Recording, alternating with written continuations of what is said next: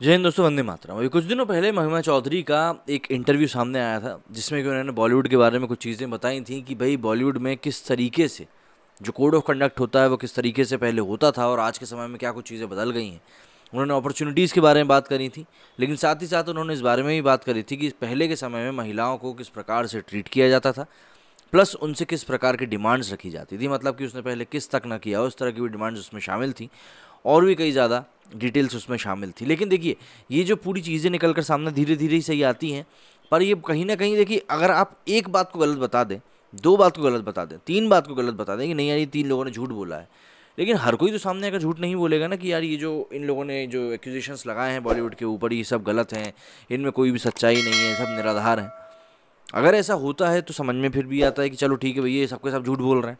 लेकिन इंडस्ट्री के ही लोग देर सवेर सामने आकर जब कास्टिंग काउच हो गया, ऐसे ही दूसरी चीज़ों के बारे में बोलते हैं, तो कहीं ना कहीं इसमें हमको समझ में आता है कि सच्चाई मौजूद है, वरना इतने लोग बार बार सामने आकर इस तरह की बातें नहीं करते। कास्टिंग काउच फिल्म इंडस्ट्री की ऐसी काली सच्चाई है जिसके बारे में जानते सभी हैं, लेकिन बात करने से हर कोई डरता है। इसके बावजूद पीड़ित सामने आकर अपनी व्यथा व्यक्त करते हैं। इसकी शिकार फिल्म अभिनेत्री डोनल बिष्ट भी हो चुकी हैं। डोनल ने बताया कि जब वो एक डायरेक्टर के पास काम न करने के लिए गई थी तो उसने उसके बदले कहा था कि तुमको मेरे साथ सोना पड़ेगा। बिग बॉस की कंटेस्टेंट डोनल बिष्ट का पिछले साल दिसंबर 2020 का एक इंटरव्यू तेजी से इस समय वायरल हो रहा है, जिसमें उन्होंने अपने उस काले अतीत का खुलासा किया है। डोनल ने मुंबई मिरर को दिए इंटरव्यू में बताया है कि फिल्म इंडस्ट्री में आने के बाद उनके संघर्ष के दिनों में डायरेक्टर से काम के सिलसिले में मिली तो उन्होंने कॉम्प्रोमाइज़ करने के लिए कहा था। इस घटना ने उन्हें एक सप्ताह तक काफ़ी ज़्यादा परेशान किया था।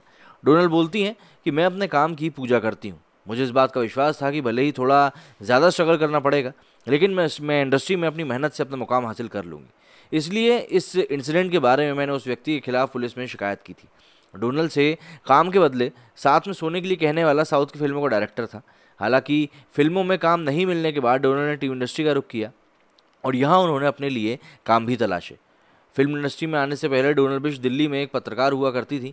उन्होंने पत्रकारिता की पढ़ाई भी करी है। डोनल कहती है कि जब वो पत्रकारिता कर रही थी तब उन्हें इस बात का एहसास हुआ कि वो फिल्म इंडस्ट्री के लिए ही बनी है, बल्कि पत्रकारिता के लिए नहीं।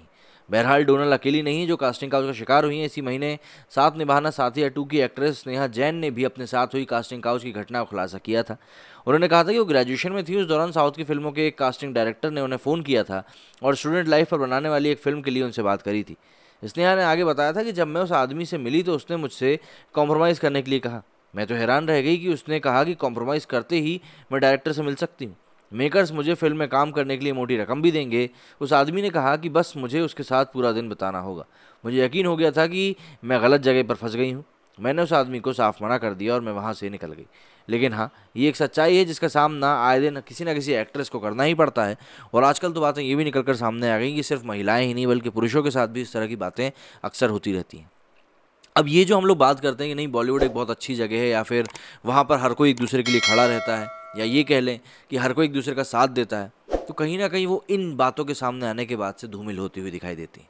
ऑब्वियस ही बात है, ये कहना गलत होगा कि एक इंसान अगर गलत है तो पूरी इंडस्ट्री गलत है। ऐसा नहीं होता है। एक इंसान के कारण आप पूरी इंडस्ट्री को बदनाम नहीं कर सकते, लेकिन अगर उस एक इंसान को बाकी के लोग पॉइंट आउट नहीं करते हैं और ये नहीं बोलते कि नहीं यार तुम गलत कर रहे हो और तुम हमारे बीच में नहीं रह सकते, तो भी तो कहीं ना कहीं गलती होती है ना।